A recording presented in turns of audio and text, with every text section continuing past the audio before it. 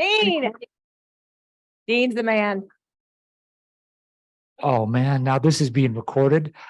Okay, just really fast, wanted to talk a little bit about mobile homes. And again, why do we do mobile homes when it's personal property? Just a quick why.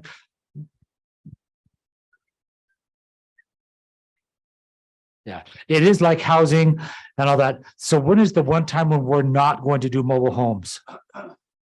If It's a trick on question. wheels, Say again? if it's on wheels. If it still has wheels attached, we're not doing it. Okay, or if it's supposed to be moved, because then it requires that I have a dealership license, I'm not interested. So if it's a mobile home without land, we can do it. It is on the MLS. The reason why this is, it came up as a question from a broker. I'm waiting to hear back from him up in Logan. He said that apparently the leads that he's getting from realtor.com, he's getting 40% of his leads are mobile homes. Guys, a lot of it has to do with, I didn't say Ogden, Logan, Ogden, they are the same. Aren't they the same? Yeah. I think Weber State's in Logan, right? Yeah. Okay, sorry. Did I say that out loud? The real reason why there was housing is less affordable today. And so it gives us an opportunity to still stay in the housing market with people that are looking for places. And so there are some of you that do a lot of mobile homes. There's some that do them on occasion.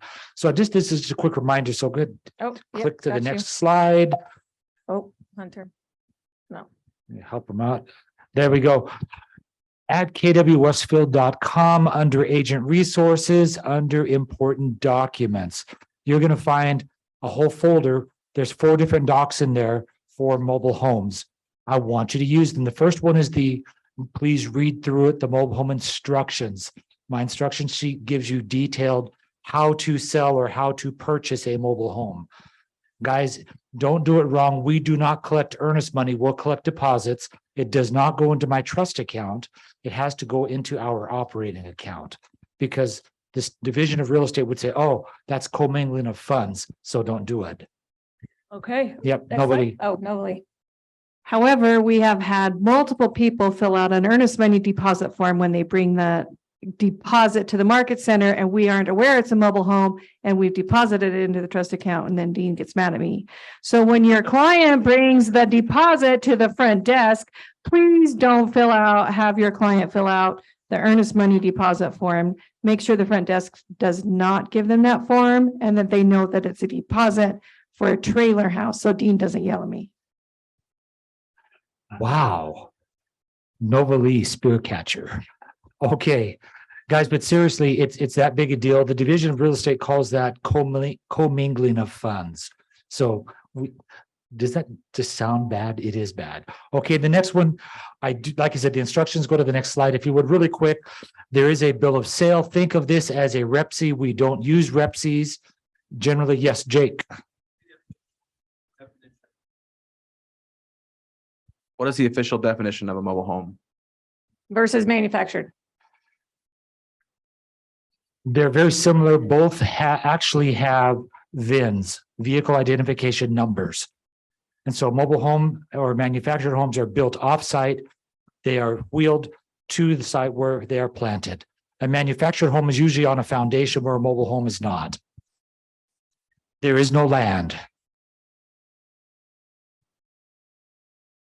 Well, these documents do not apply to manufacturing. They do not. They could, but use a REPSI because usually there's land with manufactured homes. And so they're buying dirt and there just happens to be a mobile on it. Yeah. So REPSI all the time. Yes, Barbara. I have piece of land and don't know one. How do you deal with that? Let's talk offline for specifics. You said in southern Utah, you can buy land and put a mobile home on it. In northern Utah, you can buy land and put a mobile home on it if it's in the county. So let's figure it out, but let's talk one-on-one on specifics like that. Fair enough?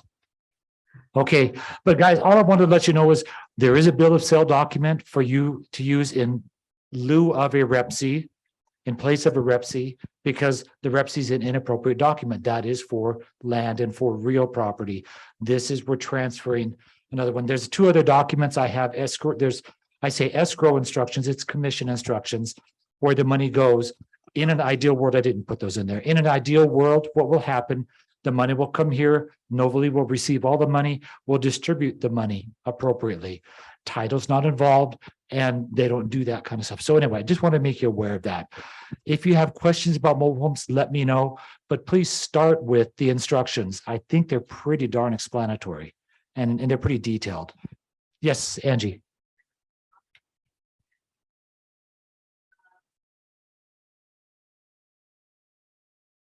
No, there's no 1099. No, because all we're doing is it's going into our operating account and money is going out because it came in, it went out, it's a pass through. But we have to do it through our operating account, not through our trust account for legal reasons. Okay, that's all I got, guys. Mobile homes are out there, they're real, they're part of the market, and that's why we're involved.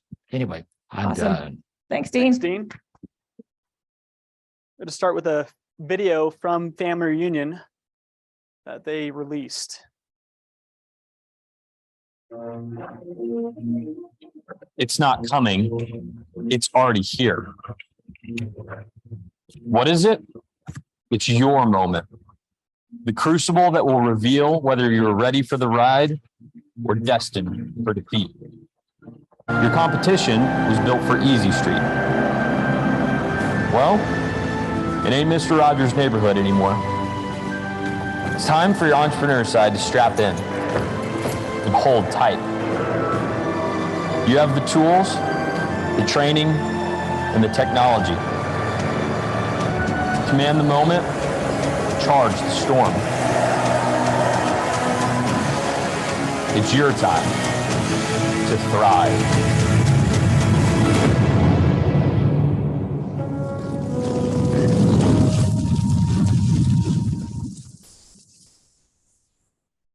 Charge the storm. We've talked about this. We've talked about the way that buffaloes will actually charge into a storm rather than hunkering down or running away from. And it sounds great on paper. What does it actually mean? Has anybody in this room actually charged a storm before? I raise a hand. Barbara, you have? In real life, like an actual literal storm. These guys? Is that who you're talking about? Yes, these individuals definitely charged a storm.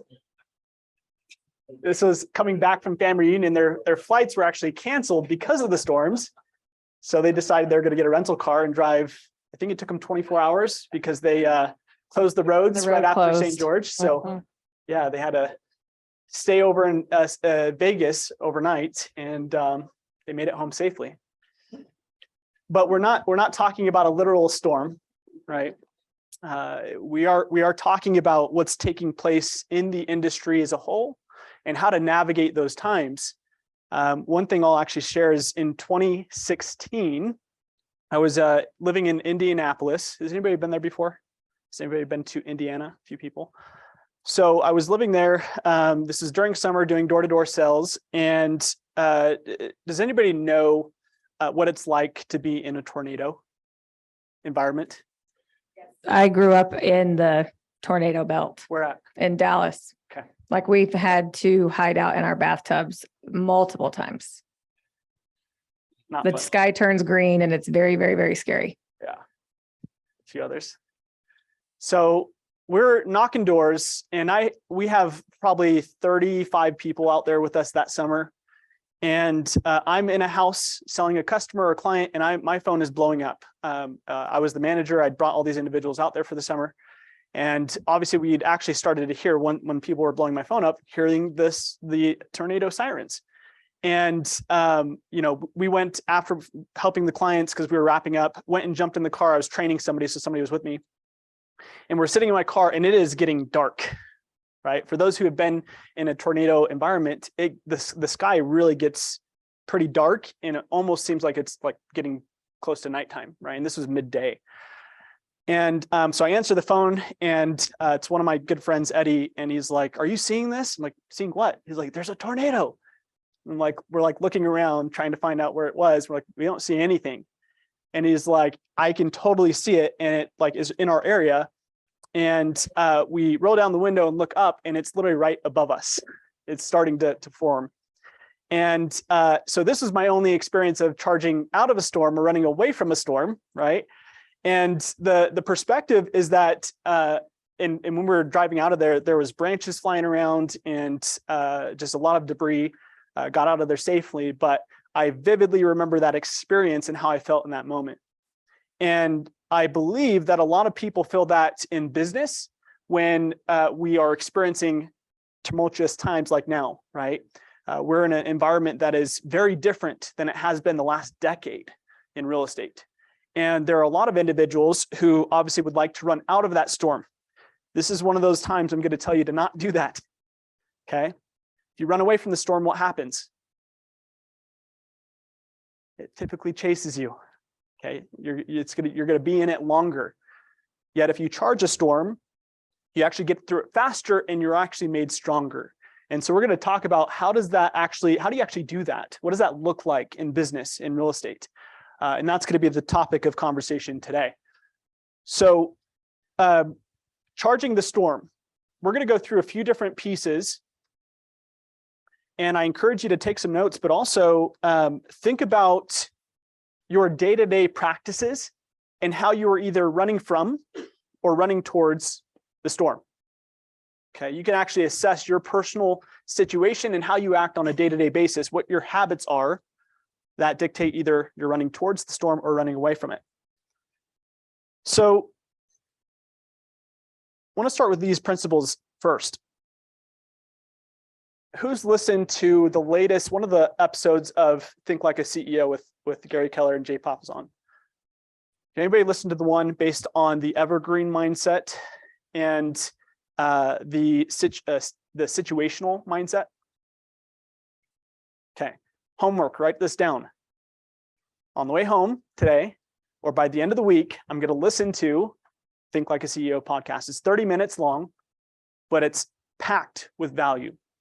And Gary talks about this idea of having an evergreen mindset or a situational mindset, a stationary mindset. And an evergreen mindset is essentially the individuals who play the long game. It's the individuals who decide or commit to being adaptable when circumstances or external factors change. Okay. I'll call it this proactive adaptability. You're looking at ways that you can change your activities to get the same result that you want, rather than being affected by the storm or being affected by outside situations or circumstances. And a situational mindset are the individuals who only see the risk in different situations, but they don't see the rewards. What are the rewards of coming out of this shift if you stay in it? Market share? 100% market share. Okay. Are people going to leave the industry in 2023? Yes.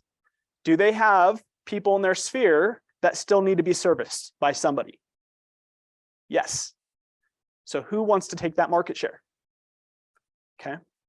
I saw one hand raised, so all right, we've got one person on track. I'm going to convince a little bit more of you by the end of today. This do more was the second principle in this podcast you're going to hear about. And Gary puts it very specifically that you have to realize that when there is less, you've got to do more. The number of closings this year in the state are going to go down. That's the reality. But it doesn't mean there's less opportunity. That means you just have to do more to go ahead and take your market share.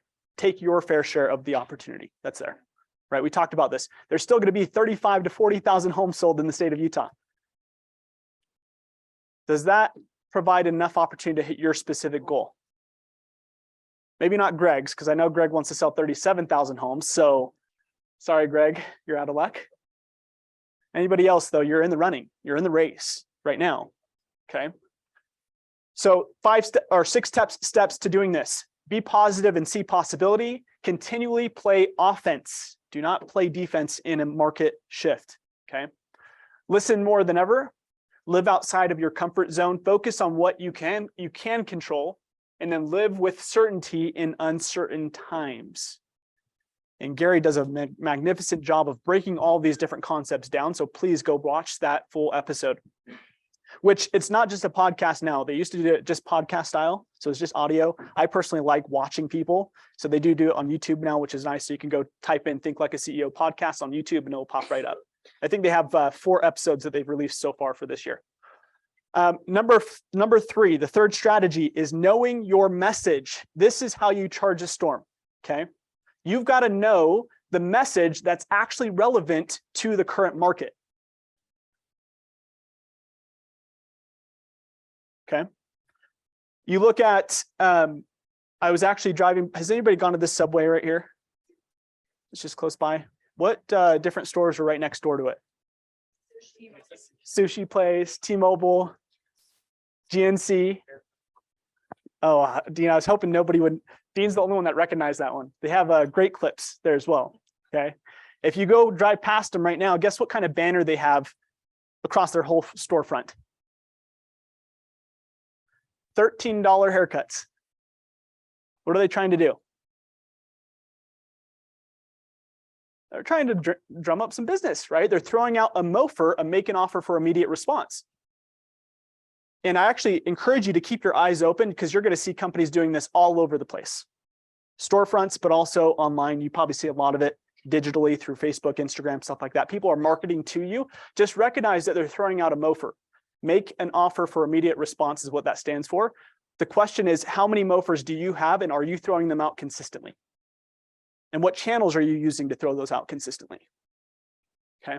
So what messages do today's buyers and sellers need to hear? We're going to talk a little bit more about that.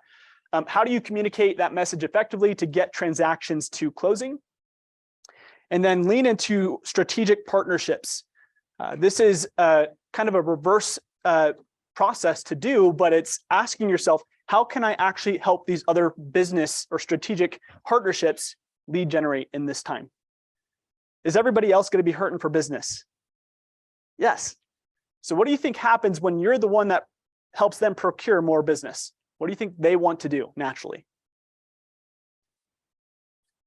Reciprocate, right?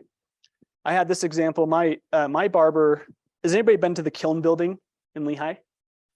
So there's a barber in there, and his name is Hitch, which I highly encourage you go check him out because it's actually probably the best haircut kind of format that you can see. It's on the second story, but you're looking over I-15, the mountains, beautiful view, and you get to look out of that the whole time while you're getting your haircut. But he's also very intentional how he runs his business. Okay. Like he remembers my wife's name. He remembers when we're going on vacation. He remembers that I'm with KW. He remembers all these different things and brings that up every time I go and get my haircut. Now I've sent him quite a few referrals as well. And about 4 months ago, I closed the 3rd client that he's referred. He supports a lot of business individuals in that building, and he sent 3 referrals to me, just a barber. So I want you to think about who in your network, is he tied to real estate? No, right? Most people think of the lender, the title company, like those are great, but start going beyond that. Start thinking about other areas that you can provide value for that in turn, they can reciprocate that. So go to a barber that an agent doesn't already. Yes, don't use my barber, right? Well, you can use my barber, but he's going to send me the referrals. This is why you join. A good one is to join like your local PTA for if you have kids in schools, because since 2017, I've had so much business from PTA meetings. Yeah. It's crazy. Yeah. So give value to receive value. Okay. One thing I will say about this specific piece right here is it says, don't attempt to wish or click it away when you have a problem. There's a great saying by Jim Rohn, and he says, "Don't wish it were easier, wish you were better." Okay, hopefully you heard that. Don't wish it were easier, wish you were better. Okay. In this time, it's all about developing your skill sets and becoming a better agent that can support clients at a high level. So getting more into the topic of MOFers. We're going to go through these and then we're going to break it down a little bit further. So number one, identify a common problem. Again, MOFer stands for what? Make an offer for immediate response. Okay, you've got to really get in tune with this. This is the one strategy or skill set you have to refine right now. Okay, identify a common problem. Number two, figure out how to solve it. Be a problem solver. I've heard it said that those who make the most money are the ones who've found out how to solve the biggest problems. Is a high interest rate environment a big problem? Heck yes, right?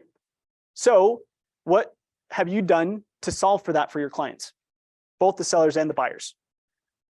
Now you have to package that solution. So whatever solution you found, you have to figure out how to package it, how to market it in a way that the clients or the consumers actually understand.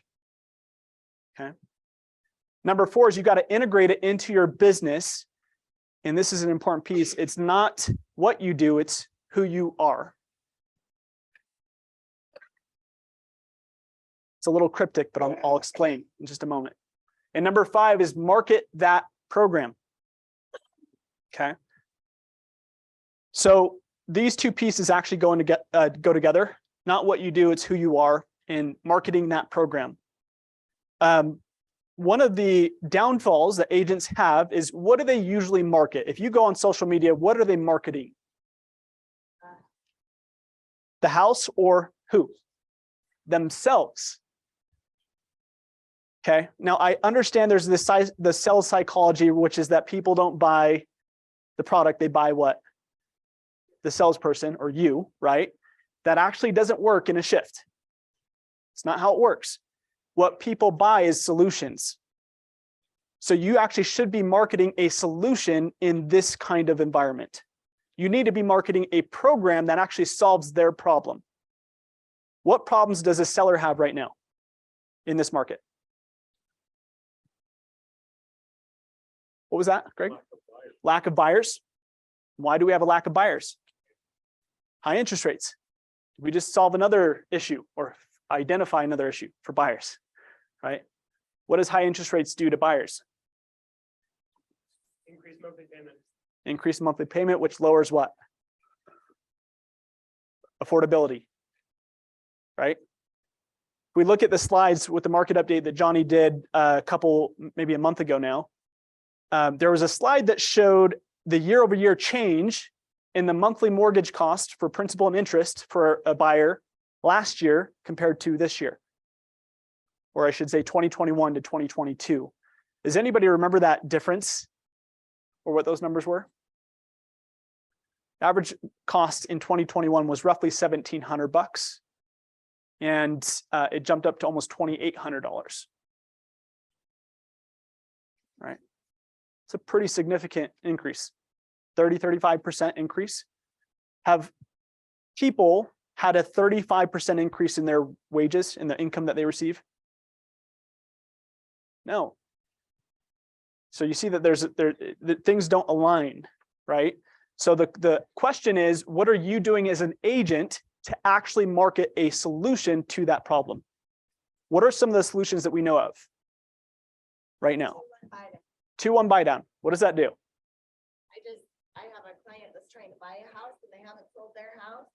So I actually, and their agent didn't suggest it, so I actually went to what they're selling and I said, hey, do this 2-1 buy down. Let's figure out the cost of what this would do. And he's like, awesome. And I mean, he just did it yesterday. So to entice buyers, because he's got to get his house sold. But his agent wasn't coming up with creative solutions. Yep. You know. Yep. I'll tell you that I know it's common. We talk about it consistently in this room. It's not common for agents to be equipped with so many resources and understand all the different options clients have. Write this down. When interest rates are high, sell low. It's a cheat sheet, okay, or a cheat code. When interest rates are high, sell low.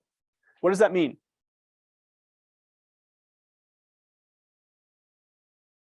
All of the media is talking about what right now when it comes to interest rates?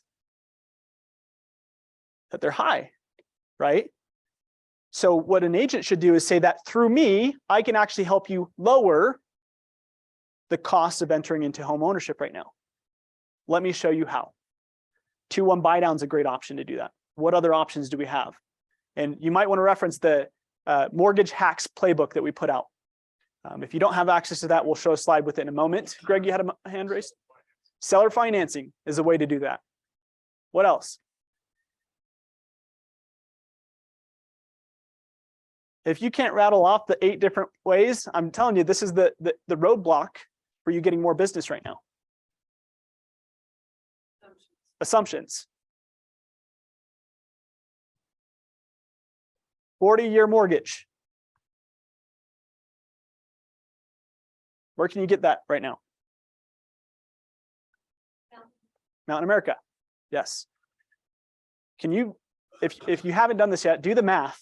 We don't have enough time to do this right now, but do the math on how it changes the monthly mortgage from doing a 30-year mortgage to a 40-year mortgage.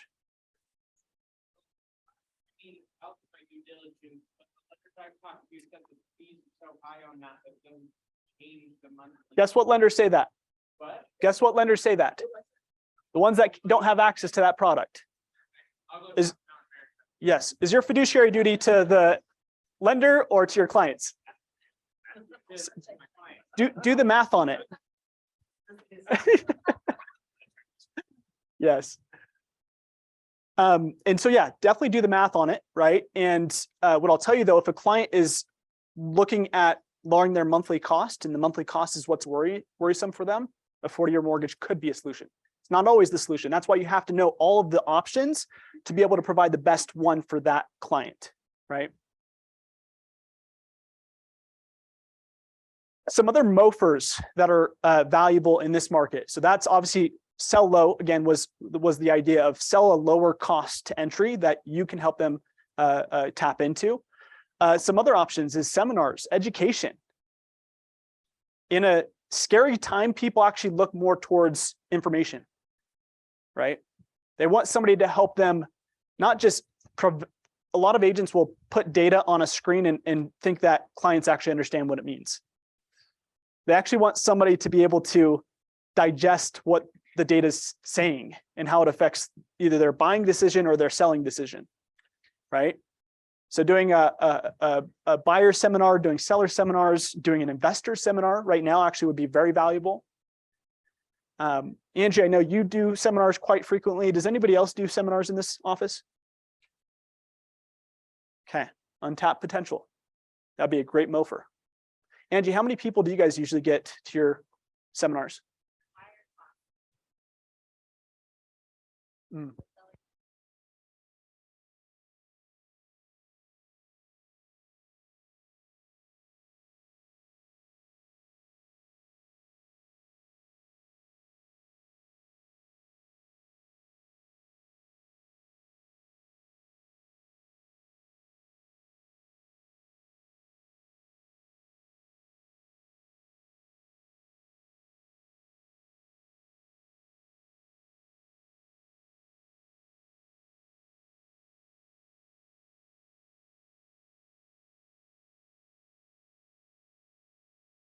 Our buyers that we did, they were our online buyer classes, like time, but they just closed.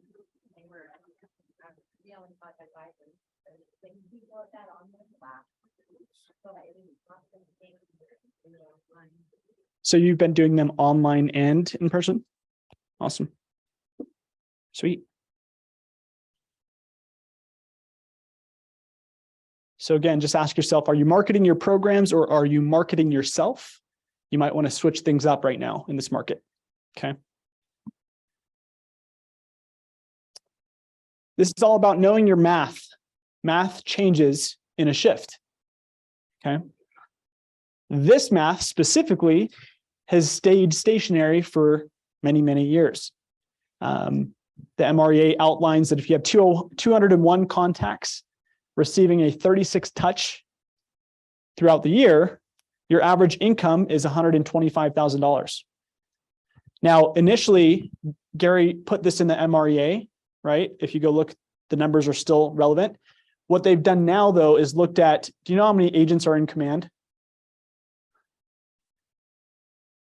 Everybody. So 180,000 agents are in command.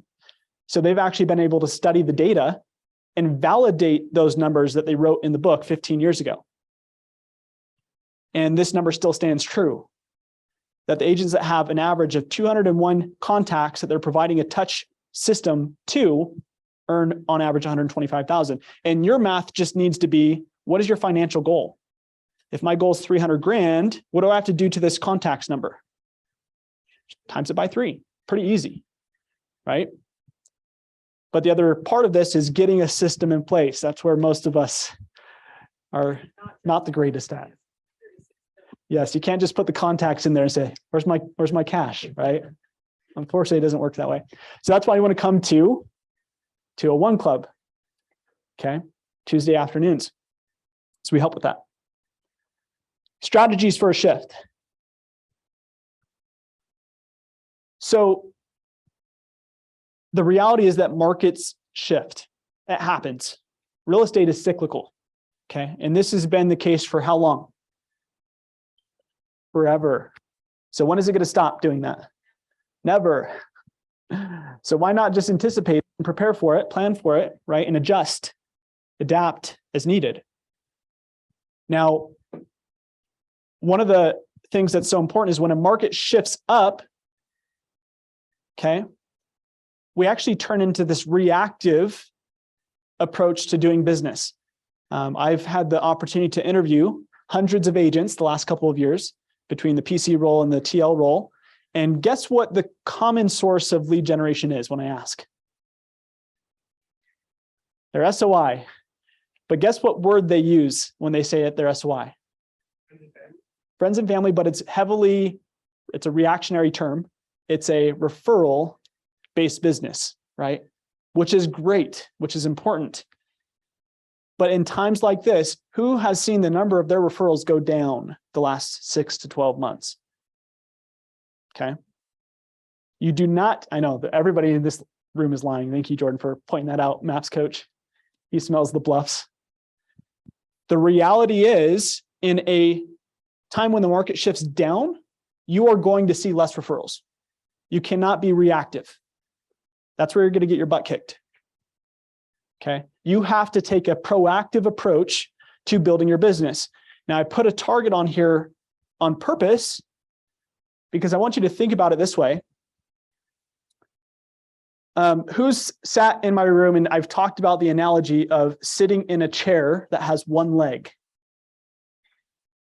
Yeah. Now, how confident do you feel if I were to say, Hunter, you've got to come sit in this chair, and first Cameron is going to cut off 4 legs, and you've got to figure out how to sit in this for the next 8 hours? Who thinks he can do that? Knowing Hunter, he probably could, but it's not very reliable. But a chair with 4 legs is the most what? Most sturdy, most predictable, right? Your real estate business needs to be the same. You need to have 4 consistent legs of lead generation that you've defined and that you're consistently pouring time and energy into. Okay. So think of it as a target, as a bullseye. Your sphere of influence should always be where? In the center. Should be your main focus, your priority, right? Your one thing. But you want to layer that on these, let's say, quadrants by saying, well, this is going to be my seminars bucket. Well, this is going to be my online lead generation, social media presence.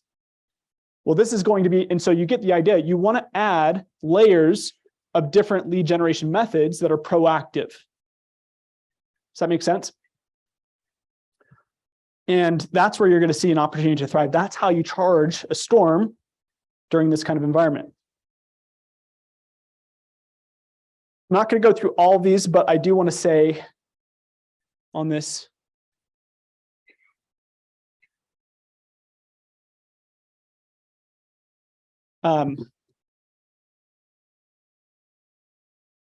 The reality that the number one thing that you can do is increase your lead generation time. It's the number one activity that's going to provide the result that you want. Now, I just saw everybody kind of tense up because they don't like that word. If you like getting paid, raise your hand. So who's going to lead generate more? Raise your hand. Okay. So one thing that we're doing to make this as easy as possible for you is KW is providing, you'll get all those slides. This video would be on there. This is the podcast. That's right. So in a lot of today. So I'm going to skip right to this. KW has been designing playbooks for multiple sources of lead generation. Basically the easy button for you to master any of these sources at a high level. And we're going to take just 60 seconds. Hunter's going to demo one of these and show you how simple it is to use these. But just think of this analogy. Does anybody watch NFL or football? How often do they punt the ball on the first play of the game? Never, right? It's not the right play to call, right? How often do they do a Hail Mary at the beginning of the game? Rarely. Maybe in high school, right? They might do that. It's because they understand which plays get the best results. And they know when to use that. That's what this playbook allows you to do, is say, hey, if I want to focus on seminars, how do I do that? I don't even know where to start with seminars. Or how do I do social media at a high level? I've never been a marketer. And so they put these playbooks together, and Hunter's going to give a quick demo before we wrap up. Okay, yeah, go ahead and scan that. If not, you're going to get all of these playbooks. So who here has heard that saying that imperfect action is better than no action at all? And then who's heard that and then been like, yeah, but, right? That's me for sure. Like, I'm just a perfectionist. I want everything to be perfect before I run it. If that's you, I'm sorry, close your ears, because we no longer have an excuse, because these playbooks lay it out like step by step on exactly what to do for the specific topic that the playbook is related to. So just for the sake of time, I'm just going to quickly show you the social media one. So I know social media is one of the most powerful lead generation tools, and yet it's one of the most underutilized. It's my actually third lead gen leg of my business. So I'm not going to go through the entire thing, but it really does map it out exactly what to do, what type of content, how frequent. My favorite thing that I want to highlight right here is, and again, there's just so much content that I'd love to pour over, but just for sake of time, we won't. Right here, who's ever been like, what should I post today? Now you don't have to even wonder. It's going to tell you exactly what type of content to post, and not just for the sake of posting, but to genuinely interact with your database, interact with the people that are in that follow you on social media, and then also how to grow your social media. So any type of lead generation leg that you want to perform, SOI, sphere of influence, team leads, seminars, classes, like there's a playbook for it. Let's get that in your business so you can produce more. Okay. Awesome. Give KW a hand for that. That's pretty amazing. So you'll see this slide in the email that we send out, so you can scan that if you didn't. But they will continue to release playbooks, but there's already a bunch in the Google Drive that you can go download and start using right now. Okay. And this isn't something that we're just going to throw at you and expect you to use. I mean, we are expecting that, but we will also be doing trainings, classes. So we're going to be working on this all together. Yep. So there's actually something called a code book that goes hand in hand with these playbooks. And the code book basically says, well, if I want to build this type of business, what place should I run? And in the code book, it will say, well, you need to do social media mixed with open houses mixed with XYZ. And what's going to happen is Kimber Walton, who's our regional tech trainer, she's actually going to be doing a live and in-person or virtual training on the 28th or 29th of this month. So one link is for virtual registration if you want to jump on Zoom and listen in, and one's for in-person, which is going to be one of our Salt Lake offices. And she's going to be showing you exactly how to use these playbooks hand in hand with the code book. Okay, so she's going to be diving into that. So please make that a priority. But like Hunter said, throughout the rest of the year, we will be teaching you how to use these playbooks to the best of your advantage. Okay. We'll be posting that on our Facebook group as well. All right. Is Cindy here? She's not. Okay. So Cindy has been putting together some pop-by ideas. She's part of our events committee for ALC. And she's been kind enough to help make this kind of the easy button for doing pop-bys. And so each month, the month in advance, she'll be putting together a little email that we'll actually include in our team meeting email. So it's all going to be just scroll to the bottom and you'll see pop-bys. It will also be on our KW Westfield website. So you can go to Agent Resources pop-bys and you'll see ideas for that upcoming month that you can deploy. And so just look for those. Thank Cindy when you see her walking around the halls. We'll also have a little code scanner that you can scan up in the by the printer that will take you right to the pop-bys for that given month. So make sure that you're looking in those different areas. Okay. Awesome. That's it. Thank you all. Have a great lunch and enjoy the week.